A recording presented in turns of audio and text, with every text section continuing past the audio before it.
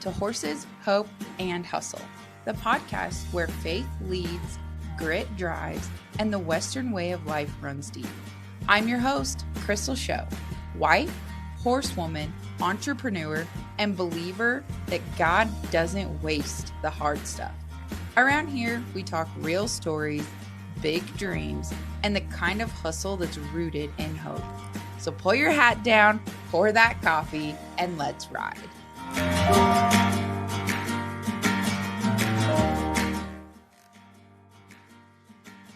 Today I'm joined by equine insurance specialist Kristen York to talk about protecting one of your biggest investments, your horse. We're breaking down mortality, major medical, liability, and what coverage means for you as an owner. If you want clarity and confidence when it comes to horse insurance, this episode's for you. Let's dive in. Do you want to go ahead and introduce yourself to our listeners? Well, sure. That feels so odd. I'm Kristen York. I'm with Bermuda Insurance Group. We're a newly founded equine livestock and liability company. I'm based out of Weatherford, Texas, and I've been in the horse industry for, my lifetime, to be honest. And from showing and owning a stallion and equine insurance, my world is horses. So, that's pretty much me. That sums me up. Sums you up pretty good. I loved the story we were talking about right before we started recording, how you grew up with a mom who is scared of horses, but you were that true horse girl that just went out and made it happen anyways. I did not have parents that were horsey. And I always thought, oh, those people are so blessed to have trainer parents, because I had the polar opposite. And I know they try their best, but oh my gosh, I grew up with a grade gelding that, I was self-taught in the beginning. And then I pushed and pushed. I wanted to show. And so my parents got me, a trainer. And that was, poor thing. She had her hands full because this horse, we couldn't make two different leads. It was pure torture. But the fact that I did not give up, and I went, my parents finally bought me a good horse because they were like, if she stuck with it through that, she's clearly into this. So, And I had that first horse they bought me. It cost $3,000, and I had her till she was 31. Oh my goodness! And I think she was right, and she was into her 20s, and my mom was still talking about how much she cost. And so finally, I was like, "Mom, do you want me to write you a check for her? Because I feel like we got our money's worth out of that. Like I've had her for." At that time, it was like 27 years. My dad really I think he wanted to be a cowboy, but he was a farmer, Salinas Valley. And so, but he loved all things horse and Western. He just wasn't a horseman. So, yeah, that's awesome. And then you eventually were in Wyoming showing cow horses. That's when I first had met you, when we were showing cow horses in Colorado. And then now you show cutting horses in Texas. Oh, well, before I back up, my pistol's hot is my stallion. And so he is a son of Hoddish and out of a play gun mare. So a little different than most of the Hoddishes out there, just because there's no cat. So he's a good outcross. But he is the coolest guy. If you ever look at his socials, he loves kids. He's not a stallion. He's just chill. And I've been grateful. So Kaysen had him for a while, gave him to Jamie Snyder as a catch ride for the futurity. And then, Jamie has a way with Hoddishes. And took him from there. But I've been able to share and show behind Jamie the whole time. And that horse you don't always hear stallions doing really well, let alone hottest stallions being shared. You know, for him to handle me and Jamie, and that horse's mind is incredible. And he's very cool in terms of throttling back if I need it, or throttling up for Jamie. He's just, and then Jamie's son Stone went ahead and showed him in the scholarship cutting and was reserve. So this horse can do so many things and handle so many things. His mind is truly incredible. But I was going to back up real quick. So I actually rode cutters before I rode cow horses. So I had been showing cutters, and it was kind of an interesting how we got into cow horse. Was I was with the, let's see, I'd been showing cutters, and the ranch was purchasing, like, wanted some more progressive cow lines. And at the time, Chris Wilson was working for the Bell Ranch, and I had come across Metallic Masterpiece, and Wagon Hound wanted to sell him because as a baby, he had broke his back. They had done a ton of stuff to try to get this horse sound, and they got him sound. They fused his back. It was all good, but he did have a hump in his back. And so they were like, we don't really want to market this per se. So Dustin wanted to sell him, but he didn't want to put him through a sale or through their production sale. So he said, hey, would you guys be interested? He might make a great herd sire. You guys want more progressive lines? Sure, we'll look at him. Well, the Cowboys go up, look at him. He's kind of small. They're like, and you know, and I am like pulling teeth. I'm like, no, you've got to get this horse. You've got to get him, at least go train him. You know, we can't, for the price they were offering him. I'm like, you can't get those lines. Like, come on. So they end up doing it, and we send him to Kyle Traherne, and that started our endeavor into cow horse. And he made 3 finals on him, and went on to show him, you know, through, I think when he showed him in the bridle, I think he did get all the way to the bridle and showed him in the World's Greatest Horseman. But in the meantime, my son gets, you know, he's messing around with a little high school rodeo. Right now, you know, he wants to do all things roping. He doesn't want to cut with his mom. And then tells us one day that he's going to go to work for a trainer. And now, mind you, he's 15 at this time. And I said, his dad and I were like, what? And he's like, yeah, I called him. He's going to pick me up Saturday. Come again? It was Kyle. And Kaysen went down and started working for Kyle. So at 15, he moved to Walsh, Colorado, started working for Kyle. And here I was. I really enjoyed the cow horse. I enjoyed the people. And of course, I'm still heavy into cutting at the time. And we go out to watch Quasi in Reno, which is Metallic Masterpiece, Quasi, because the hump in his back. And we go out there, right? And we go out there, and I end up buying a cow horse. So that's when I start in the boxing. And so then I'm training with Kyle, and I love it.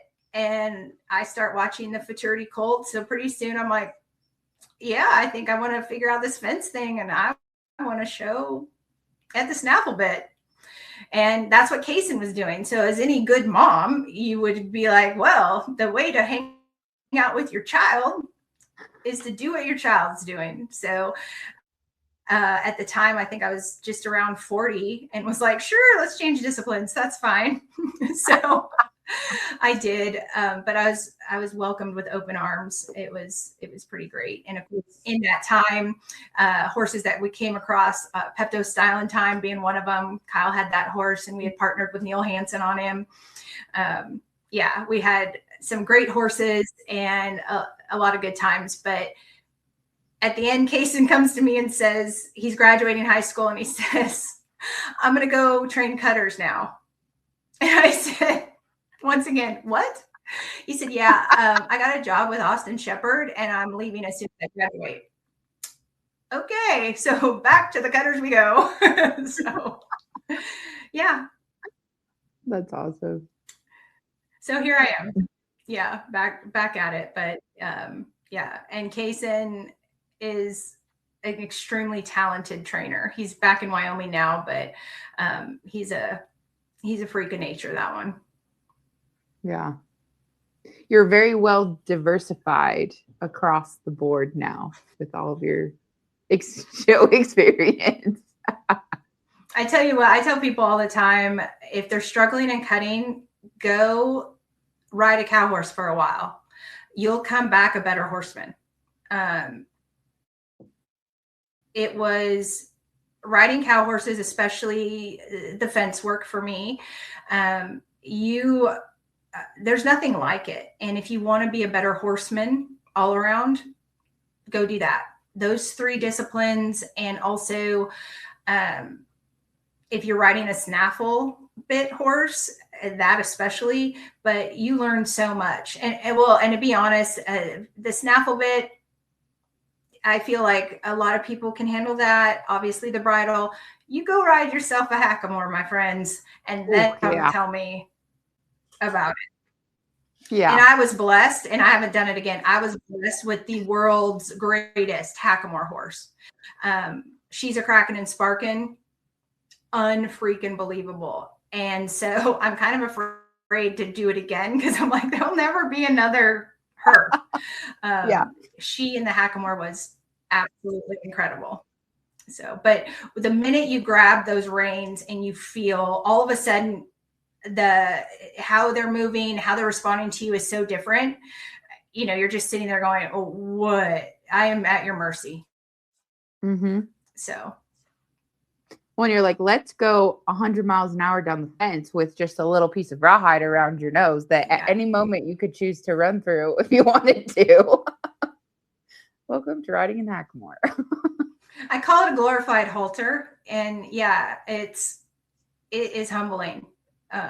You find out how broke and willing your horses really are, but also how maybe heavy-handed you are, or where your feel lies, because you've got to change some things when you decide to be in the hackamore. Mm-hmm. And you can't waste your hackamore, because at some point they do figure out you don't have much. So yeah, that you learn pretty quick. Yeah. Or you don't, I guess. Yeah. But it is everything about that discipline is, I have the utmost respect for cow horse people. It is truly a horseman's event. Mm-hmm. Yep. Are you showing just your stallion now, or do you have other horses that you're showing in the cutting right now? So I have a couple possible cow horses coming up. I have a Fiddle and Steel out of a mare that won about 40,000 in the cow horse. And so I'm just keeping an eye on that one, that maybe that'll be my comeback horse. I'm not totally sure. But right now I've got a Rolls Royce I'm showing. I've got a 3-year-old hashtags coming up for the futurity. So we'll see what happens. And then of course, my good mares that Kaysen had done so well on, they're 6 this year. So I've got this year to show them a little bit more before they age out. So very cool. That is one thing I appreciate about using you as an insurance agent, is you're in the industry. Like, you know it. You're not just trying to sell insurance. Right. And that's what I try to tell people, you know, because I will tell you, before I sold it, I was also a consumer, you know, so I've insured my horses my entire career. So some of the falls or if they have experienced, I educate my customers to know how not to end up there. So one example is I had a mare. She at the time was the most expensive horse we purchased. I insured her right away. But I didn't put the canceled check in her file. Unfortunately, she ended up passing, and it took me a lot of detective work and a lot of bank calling, trying to figure out how I was going to prove this, because at the time it was a $50,000 horse. That was huge. And to not get paid because I couldn't find my canceled check. Oh my gosh. So I try to, one of the first things that we talk about is let's make sure you have a bill of sale and a proof of purchase, and then keep record. And so I try to get my folks to keep a file, but if they want, they can send it to me and I can download it and put it in their file. But when you suffer a complete loss, and inevitably in horses you will, you don't want to have to do those things. You want to just be able to answer the questions, fill out the paperwork, have someone help you with that if possible, but you don't want to have to go searching and doing all these things that you have nowhere to start. You don't know where to start. Yeah. So I try to upfront, let's prepare for the worst. And that way it'll be a whole lot easier in the end. So, because of course, as an agent, I don't want any losses and I don't want any of that to be an issue. So that would be a perfect world. But yeah, I feel like an ounce of prevention, it goes a long way. Mm-hmm. So for people who have maybe never had insurance before, what are some of the first steps or things they need to know or consider when coming to you to set up their insurance policy, per horse? Okay. So it kind of depends on your situation. Is your first horse a horse that you're going to purchase from a sale, or from, say, you bought it privately? Or maybe you've had horses your whole life and now you've just spent the most money on this new horse. When you go to an agent and you go to a company, the first things they're going to ask you, breed, sex, discipline, and purchase price. And then, of course, they want to know, has this horse had any issues, any lameness, colic, things like that? And so depending upon your answers, it's pretty straightforward. If your horse is a cutter, you have a defined rate, and we're going to take your purchase price. And that's how we're going to figure out what your annual premium will be. If your horse is $15,000 and above, you can look into major medical. If it's, which it builds mortality policy. So basic mortality is death and theft. And some people just prefer that. They're like, I'm cool with, I don't need all this extra stuff, but theft and death is important. I just want to be able to get my money back if the horse passes. And that's where basic mortality starts. Then if you have a performance horse, you have, there are sublimits within your major medical, but you have money towards diagnostics, toward, recovery. And then there's surgical part. So it would go with what's offered with the carrier on colic coverage. All basic mortality policies come with emergency colic surgery coverage. The value of the horse determines how much of that the company gives you. And then I get the question, well, what do I do if I'm not near a surgical place? Then at that point, if you're at the veterinarian and there's no saving your horse, they refer to the vet and want the vet to give we need to humanely euthanize. And at that point, the insurance company is usually okay with that situation. Even though they're offered, they try to encourage you, if it's surgical, fix it. If it's not, you don't. So, yeah. And I know I gave you a ton there, but the basics are, each discipline has a different rate with it. And then your value, you'll take that rate and the value, and that's how you'll get your premium. For the people who we had mentioned, like had horses and maybe you're deciding, oh, I better go ahead and get insurance, but they've had the horse for a long time. How do you value that horse to figure out their premium and insurable value? Well, with that, we'll start with the same thing. We'll start with what did you pay for the horse? And then we'll start, and of course, usually, and I do have that conversation where let's say I gave $5,500 for it, but it's worth $25,000 now. Okay.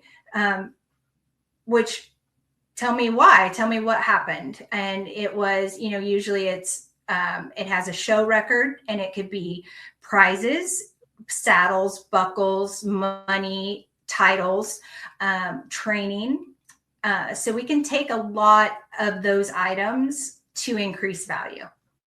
We just have to put it on paper. It's called a justification of value. So we can go in and say, they've had this horse 5 years, 7 years. They've put in this much training. Here's all its titles. It's won this much money. And this is why they say it's worth 25. Mm-hmm. And then most of the time, underwriting agrees when you lay it all out there. It's when you've owned it and done, it's just been hanging out in a pasture and you haven't done anything that they struggle with the wanting to increase the value. Yeah, which is fair. But not everybody sees it that way. Yeah, I get that. I'm in horse sales and a lot of people are like, my horse is worth a lot of money. I'm like, If you're enjoying this informative episode, check out some of our others that are similar, such as Episode 9, Legalities with Reeves White of Cowboy Legal, or Episode 12 with NRCHA Hall of Fame trainer Dan Rozier, or even Episode 17, Financial Foundations of Small Business Owners with Cassidy Home. if horses are insured, like if they're insured as a cow horse, say, and they got hurt enough to where they could no longer compete, is there something insurance covers there? So loss of use is not something utilized much anymore, especially in the Western performance. There are some available, but it's a higher rate. It's sometimes it's discipline specific, but it's also value specific. So your horse has to be above $75,000 in value, and then it's going to be a higher rate, and you're going to have to do a lot of vet work to prove that this horse has a loss of use, that there's truly something wrong there. So it's not something that our carriers like to offer. It's also pretty carrier specific. There's only a few out there that want to offer that. You see more of it in the English discipline. Part of it, I guess, I feel like it's the value of their horses, that it's pretty common to be 75 and above. But also it seems that it's the English flat horses is where you see most of it. So. Gotcha. Coming into breeding season, let's touch base on even stallions and then mares and foals. Are there different options for stallions, the embryo stuff's really big right now for that, or even just breeding mares, AI or live cover? So what we offer, I will say, yes, the embryo coverage has taken off, but it's very difficult. It's what they call pro foal, and it's a high rate, and you have to have some information on your recipient, and you have to have you have to hit certain milestones, like 3 ultrasounds by 42 days pregnant. And it's all doable, but it is a high rate. And so when people ask about it, usually I encourage them, okay, let's weigh weigh where you're at with this. For everyone that has, ICSI or the guarantee, is there, is the stallion still alive? Kind of see where you're at. And then, of course, if it's your own mare and she's going to carry, you can, if your mare is a past show mare or something along those lines, you have that ability to, she will probably be insured for what her good value is. So you need to weigh the pros and the cons. And Pro Full does fit for some, but it is a very expensive endeavor. Mm-hmm. With that being said, breeding stallions can be insured for a really competitive rate, and you can get AS&D, which is basically as long as you're going to be covered. It's sort of like the stallion infertility clause, if you will.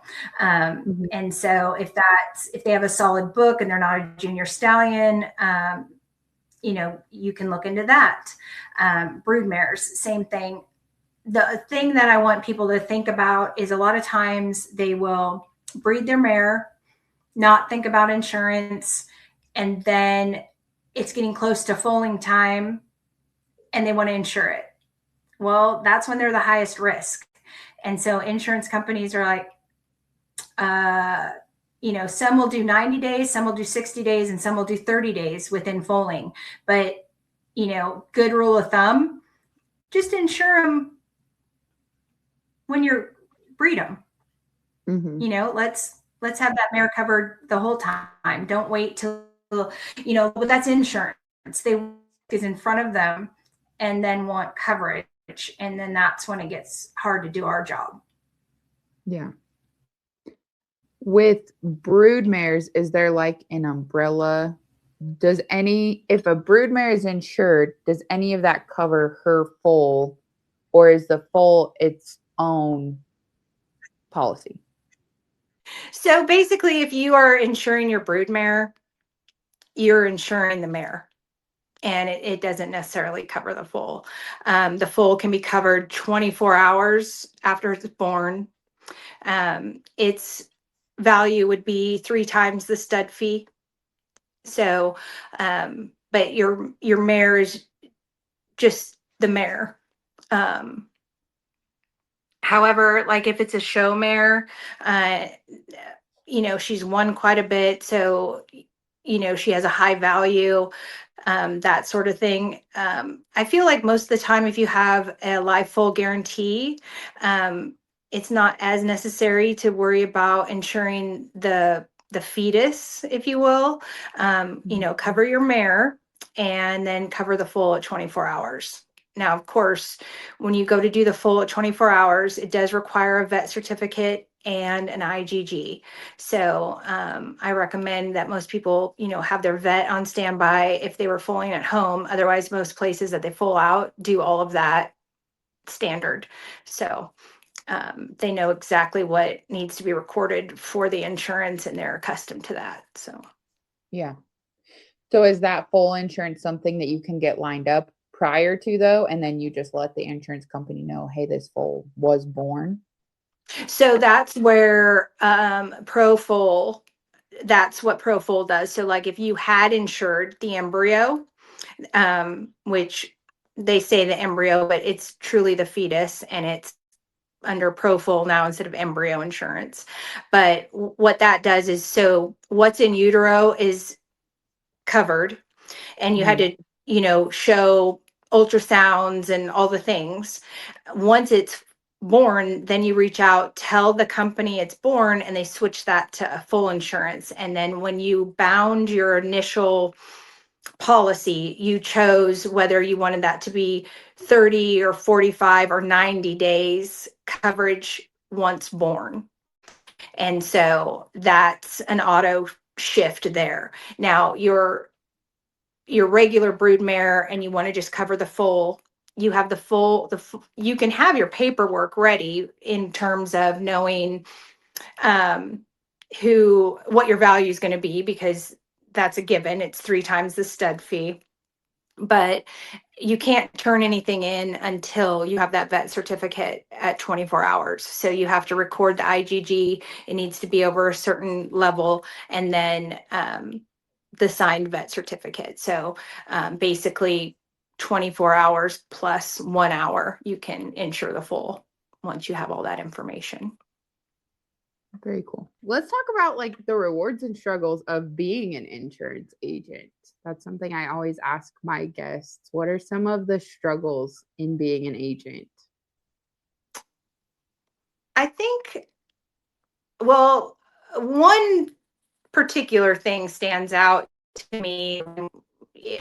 My mind went 2 different places. One being, it is extremely competitive now, because with social media, and there's a whole generation, and they are way younger than me, probably a couple generations, that social media is their thing. And so a job that you can work remote, that you can do a lot of it online, this became something almost trendy, if you will. You know, if you love horses, it's a way to stay in the industry, but you don't have to necessarily own a horse to do it. So it became something like, there weren't many agents that I knew of when I was insuring my own horses back in the day. And then when I was able to get my foot in the door, next thing I know, everybody's an agent. And there are so many companies and different things. I was like, oh my gosh.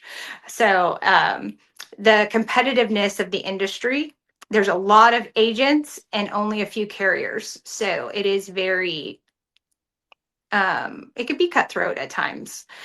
At the same time, I think one of the hardest things is to explain to someone how the horse is being valued, because horse people are extremely passionate, and there may have been emotion attached to old buddy in the backyard, and then you know, or you know, I don't know, Barbie's horse, and they bred it, and now there's a foal, and they think the foal should be worth a lot, but you know, they're not necessarily a performance horse, and they're not, you know, and so you don't want to be insulting, because it truly is a very valuable horse to them. So trying to be empathetic, I guess, would be a one of the words to the situation, because we have to take the emotion out. The insurance companies want to insure your investment, not your love for the horse or potential or any of those things. They want measurements, things you can prove. Show me what you spent, which I will say, it's not always what you spent, because they will take trades. They do accept, like if you said, I traded 2 horses and 50,000, they'll accept that and value your horse at 100 if you and that buyer put it all on paper, where you're like, this was a $25,000 this and a $25,000 that. There we go. So that's information to know. Yeah. So trades, you just need to say it up front. Also, partnerships or bank liens, all of those things. Most bank liens will require you, if they knew the money was for a horse, will require you to insure the horse and put them on it and have a copy of the policy. But all of those things are valuable to tell your agent, so that it's documented. Most carriers don't have a problem with any of that, but if they find out after the fact, that's when your claim can be denied. What does the process, not that, well, obviously you have insurance in case something happens. Like if you have a horse, it is insured. you walk out one morning and it's gone. What is the process of the owner? Do they call you? Right. So How does it work? what I encourage my customers to do is, it depends on, so in your scenario, the horse is already passed. So call me and then I will start your claim process. So I will alert the insurance carrier. Meanwhile, you are to call the veterinarian and line up a necropsy, because the insurance company is going to want to find a cause of death. And it doesn't, as long as you didn't go out and kill your horse, they want to know, there has been claims paid where they couldn't find what the cause of death is. And also, as long as the veterinarian says, I've done all the things, we sent tissues off, we took blood samples, we did all of this, I still don't know why this horse passed. That's okay too. But they want the professional to say that, not you, the layman. Yeah. So first call is me, second call is to line up the necropsy. Now, if your horse is colicking or has a major cut or you've been in an accident, I reverse that. First call is your veterinarian, second call is me. I'll always help you get your claim started. I'll always help with the insurance carrier. So that's one less thing you have to deal with. They are eventually going to sit down and talk to you anyway. Let's get the claim in. Let's get that started so that we don't miss any opportunity and have a reason for them to try to deny the claim. So, but at the same time, what I tell them, first thing first, call your vet, because we're going to need that veterinarian no matter what. If this turns bad, we're going to need the vet. If it's a mistake or not so bad, that's okay. At least we did the right thing. We've all, the insurance company wants to see you try, and they want to see you do the right thing. So, I've had horses go, we go to the vet, it turns out to be, like for example, a non-surgical colic, or maybe he just needed fluids. They're not going to put an exclusion on that. You didn't have a surgery, you didn't have anything major. They appreciate that you went, and that is why you have your major medical, and that is why you have insurance. So utilize it. Yeah. So if there's a big injury, they go out, legs cut really bad, hurt some ligaments, just throwing things out there. Call the vet, obviously. And then as far as reporting, if you have major medical, does the vet send you guys the bills, or does the owner send you? What does that look like for like a major medical claim? That's a great question. So what will happen is you will pay your veterinarian and you will be reimbursed. That's the short version. They'll open a claim, you'll start working with a claim specialist, and then they will request all the invoices. And then they'll go through the invoices. There are certain medications that aren't covered. There are certain parts of the bill that they will go through and say, first we're going to minus your deductible. And some insurance has copays. So then it's going to be, you're going to pay 20% of that bill after your deductible. So it just depends on what major medical coverage you have, but you will pay the bill and then you will be reimbursed, is usually how that happens. And so you want to keep track of all your invoices. The claim specialists we work with are incredible. So they walk you through the entire process, and they even reach out, hey, do you have any more invoices that we need to put on this? That type of thing. That's nice. So yeah. Cool. Was there anything else any other things people should know if they are already insured or are looking to insure some horses? The things that I that I want to always share with people is know what your coverage is. Meaning, if you don't have major medical, know what that looks like. When you go to a vet, I don't care if you're going for vaccines. I don't care if you're going for injections. Let your agent know, but also make sure you know what your coverage is. Those things that I just mentioned, they're not covered. But if you go and then we have something turns septic, something turns into a problem, and then your horse ends up euthanized, they would rather know that, oh, on this date, by the way, I went and, I told my agent I went and got injections. They don't have a problem with maintenance injections. They expect it. These are performance horses. But if you let me know and then that turns into an infection and we end up having to euthanize the horse, there's no problem paying that claim. Now, if we don't say anything and the horse goes home and all of a sudden this hawk is blown up and we're having issues and we're at the vet, the insurance company wants to know, well, what got introduced to the hawk? Like how did this happen? Well, then you go back and go, oh, by the way, 2 weeks ago I got injections. So in that moment they could say, well, you didn't tell us. So have a good relationship with your agent. And then also know your coverage. And coverage does vary, but there's no dumb questions. And that's the thing I want people, obviously, if we say theft or death, okay, well, what does that look like? Not a lot of horses are stolen, but some are. What's that look like? That one is, you do have to, police report, all those sort of things.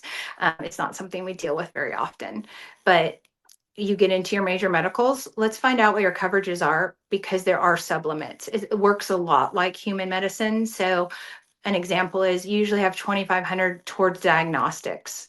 So if it's taking more than $2,500 to figure out what's going on, you're going to be responsible for the rest of that. If it took less than that, then you've got some left over, so your agent should know that information, but also read your policy. Yeah. And I don't mean to sound snide about that, but I can honestly say I don't think I've read my entire homeowner's policy. So I'm guilty too, but when this gets down to whether or not you are going to get paid and you are paying for this insurance, let's at least find out how to handle it so that you do get paid. Because it's pretty, honestly, a lot of it's just common sense and communication, and as long as you're not doing something to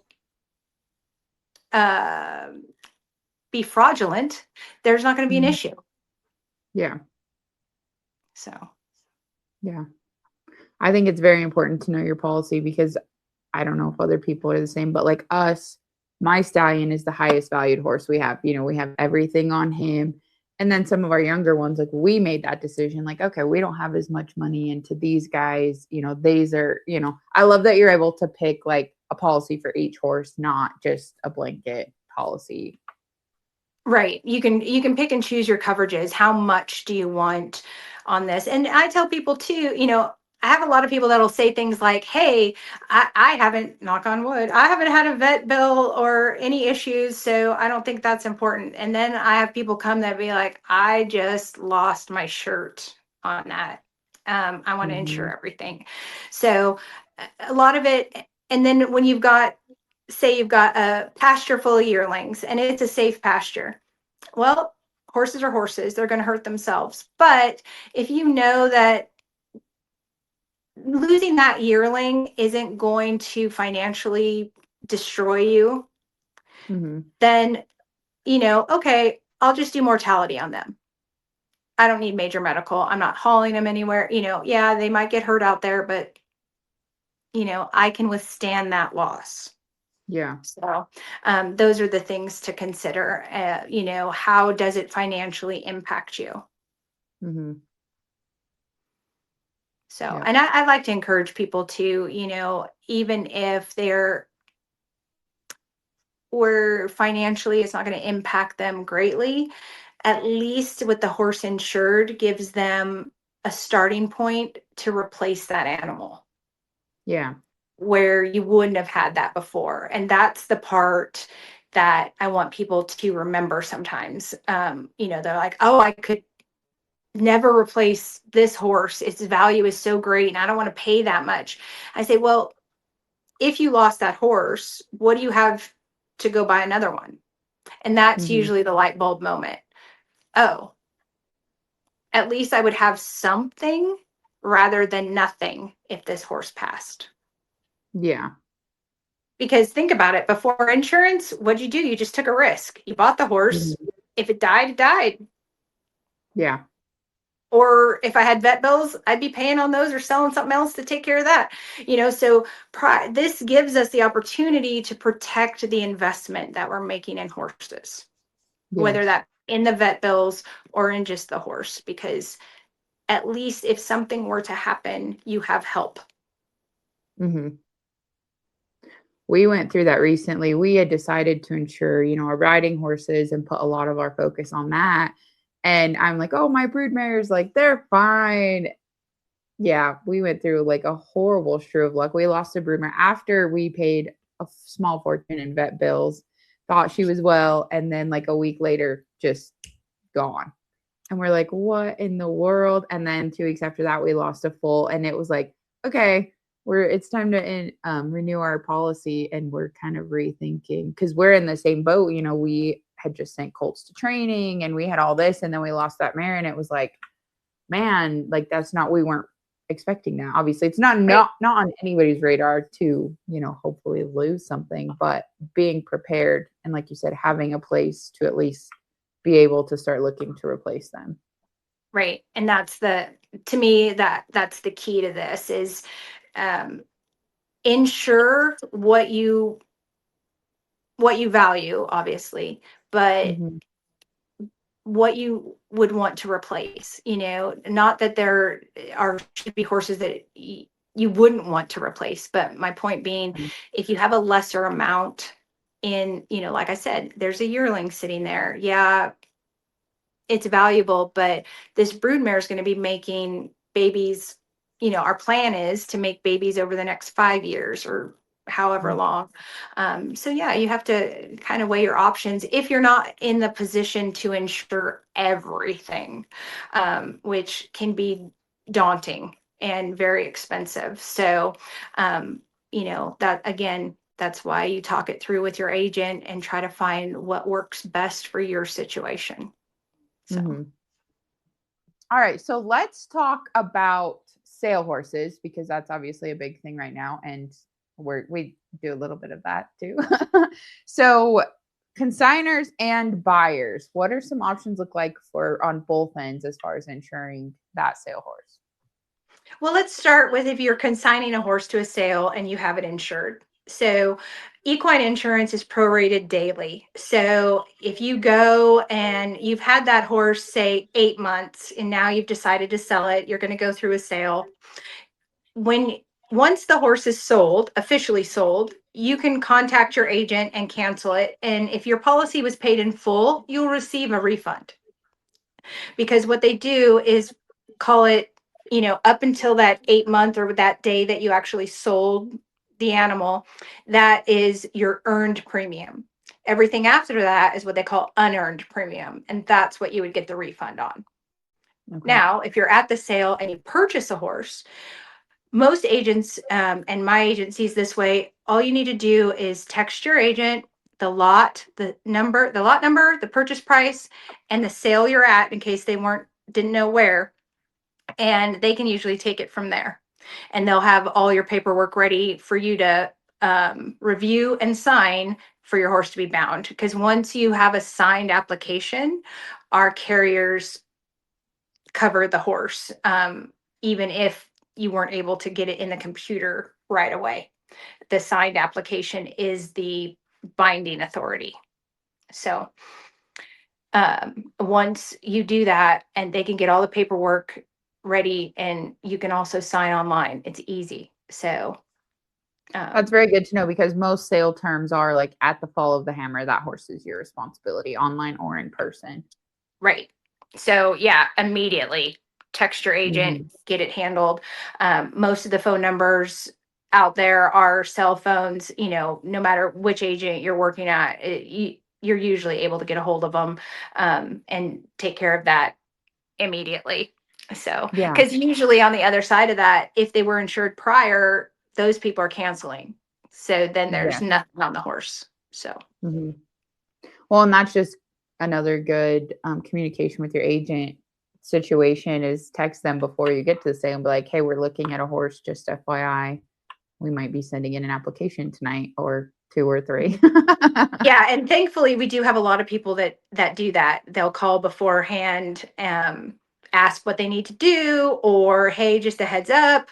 Yeah, because that's the other thing. It happens over the weekends usually. So they worry about, well, can I text you late on Saturday night? Well, of course you can, but yeah, a simple heads up and that good communication always just makes life a lot easier. Yeah.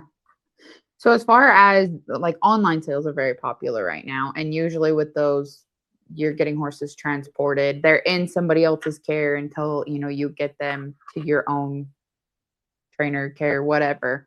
Are there short-term policy options, or what would you recommend in those type of situations? Well, so I find that the really good horse haulers and carriers out there that are going to, transport for you, they require coverage, whether it's Mhm. strictly for the transport or as a new buyer, you've decided to insure your horse. Of course, there are companies that do short-term policies, which give you, 2 weeks to 30 days.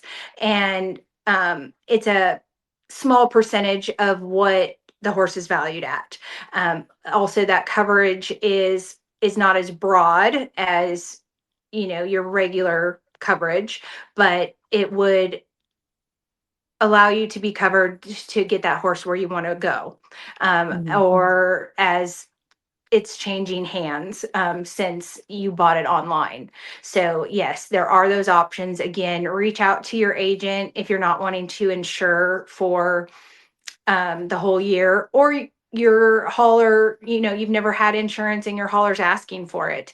Ask what all options are if you're not wanting to insure for the whole year, because most policies are for a year. And usually I recommend, at the end of the day, even you're only wanting it for one thing, which was, transport, because you're going to get it home, you're probably not paying a huge amount for that year insurance anyway. Why not get the most coverage, most bang for your buck? So, though there are short-term policies and transportation policies and those sort of things available, um, just look at all your options, because financially speaking, it may just make more sense to just insure it for a year, have it covered no matter what's happening, and go from there. Yeah, absolutely. We were talking about some different cases or scenarios too. What about like a lease option? Because that's pretty popular in like the show world and your lower levels. People are leasing horses. What does that look like? So most companies, what they will require is a copy of the lease. They don't have a problem with that. They want to know how much you're leasing the horse for and what the terms of the lease are. And then they fill out accordingly. So obviously, if I am leasing a horse from you and our terms are, it would be 1,500 for the whole year, but and the horse is valued at 15,000. They want to know those things. But what they would do is I would fill out the application, put all the information, but you would be the lost payee. So if the horse were to die in my care, the insurance is going to pay you because you ultimately own the horse. So what would need to be discussed is, do I get back from you the money I paid on the lease?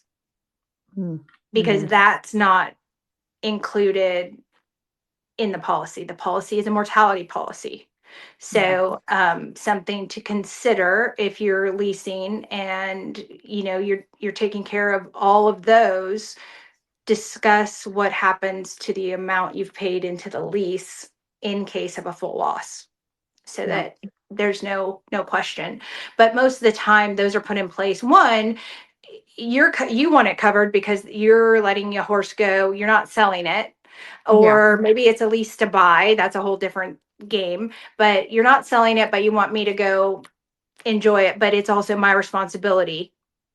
Vet work, all the things. But at the end of the day, I couldn't buy it for 15,000. I'm not going to be able to give you 15,000 if it dies. So that's why we're insuring it. So, and again, the values go, they're evaluated the same way. What was your purchase price on the horse? So you can't inflate it, have me lease it for a smaller amount and then think the insurance company is going to pay you that. So, all the same rules apply. And then of course a free lease is totally different. They will max it out it's a pretty low number, to be honest. So try to steer clear of free leases, in my opinion, even if you don't want it to be a great amount, at least figure something out so there's a monetary value, also how you're going to value your horse that way. Because again, the insurance, unfortunately, there's been some people in the past in insurance that like to use it as a ATM, if you will. So they've made it a lot harder for people that are just trying to, get their foot in the industry or get their foot in showing. But with a good agent, they'll walk you through that, explain it, and help you get to where you need to be. Yeah. That's awesome. All good stuff to know. Did we miss anything this time? I don't think so. I'm sure we'll shut it off and then be like, oh, and you know what? Well, I will touch on one thing. So say you purchased a horse for $75,000 and you paid a lot of money, but financially, even though you were able to pay $75,000, you don't necessarily want to insure it for that because the rate's so high. But you're going to show it. You can insure for less than you paid. You can insure for more than you paid with a justification of value, which I'm going to touch on that in just a second. But you can insure for less than you paid. I do have people that have older horses. They paid 30, 60, 80,000, but the rate is so much higher now that they're in the mode of, what would I be okay with, or what could I start with? If I lose this horse, what do I need to start my search for the next horse? And that's sort of the number they land on. That way they don't need the full amount, especially if they have increased that value over time. So just know you can insure for less than you paid. Now, when I talked about insuring for more than you paid, not initially, it's always the purchase price. But when you go to increase the value and we go to justify an increase in value, one of the things that they look at, because I have had people come to me and say, I just bought a horse. I'm going to dramatize this for a minute.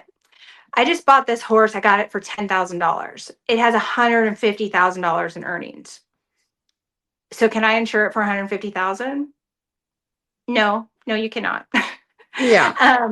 So what the insurance looks like first I'd say, way to go. You got yourself a deal. Yeah. I'm thinking, man. Right.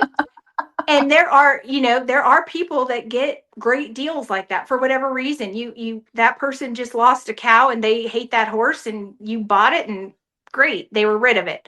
But the insurance says, did it earn that money while you owned it? No. So when I say we take earnings into account, we take earnings earned after you were the owner. So you don't get to use past earnings because you didn't invest in that. You didn't pay for those entries. You didn't get that winning money. So keep that in mind when you are making a good deal. Just appreciate your good deal. The horse might have more value, but again, your investment is what is being insured, not potential or somebody else's investment. That's good info. Good to know. I want to get that deal. That Right? $10,000 Now you're like, where was that? Like, where'd you find that deal? I know. You need to be watching the blooper reels at the big shows. Yeah, That's where you find the deals. there you go. Yeah. So, but I yeah, love that now I video think that video that resurfaced where the turnback guy fell off his horse and couldn't get back. that was so I wonder if they awesome. gave a good deal on that horse. I don't think so. I think they love that horse. But what cracked me up was it started to take on a life of its own online again, where uh, keyboard warrior made a comment about how cutters are the least broke horses. And I mean, there were some ladies that came out of the woodwork that were like, oh, no, sir. Don't you even. And then they looked the guy. I mean, it got so bad that they like looked the guy up and they're like, he doesn't even have any NCHA earnings. How can he say that? It was cute. I was like, oh, Facebook. Whoa. Everybody's got an opinion. So Everybody yeah. does. Instead of just enjoying it, that it was a funny Yeah. haha, like, Yeah. sir. Because then everybody was like, sir, it's not a cutter. It's a turnback horse. Like that's not the point. So Yeah. it was kind of funny. Well, thank you. Thanks for having me. This was, obviously I like to talk insurance. So, we could go through all sorts of scenarios and be like, okay, so let me tell you. So Like, I would rather work with somebody who gets it than like somebody that just feels salesy and, like doesn't have. So, yeah. yeah. And that would probably be my, my weakness as an insurance agent. I'm not a good upseller. Like I'm not going to be like, oh, and you should also get, Yeah. I don't do that well. Because it adds up fast. Like, you want multiple horses covered, it adds up. So I try really hard to, let's be not frugal per se, but let's get what works specifically for you. Like, we don't need extras. Now, if you come to me and you're like, I want it all, I want this horse covered in bubble wrap. Yeah. I can do that too, but I'm not going to try to give you a lot of extras unless that's what you want. I just want your horse covered adequately, period. Yeah. So, No, I appreciate it. But well, thank you. And well, on that note, how can people get a hold of you if they are looking to get insured or? Well, we have, all the socials. So you can find Remuda Insurance Group. We have a website. It's www.remudainsuranceGroup.com.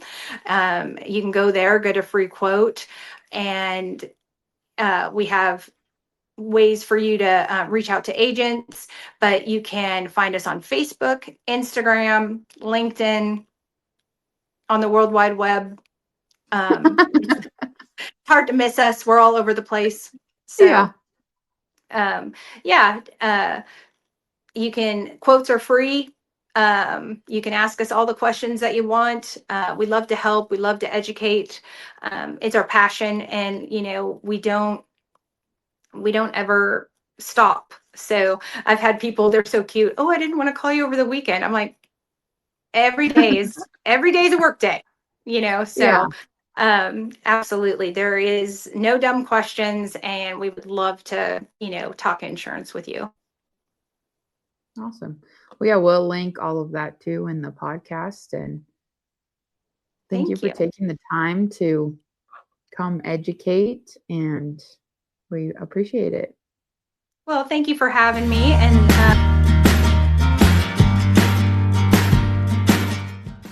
thanks for riding along with me on Horses, Hope, and Hustle.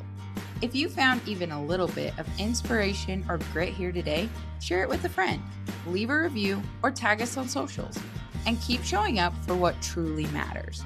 Until next time, stay true, stay tough, and keep hustling.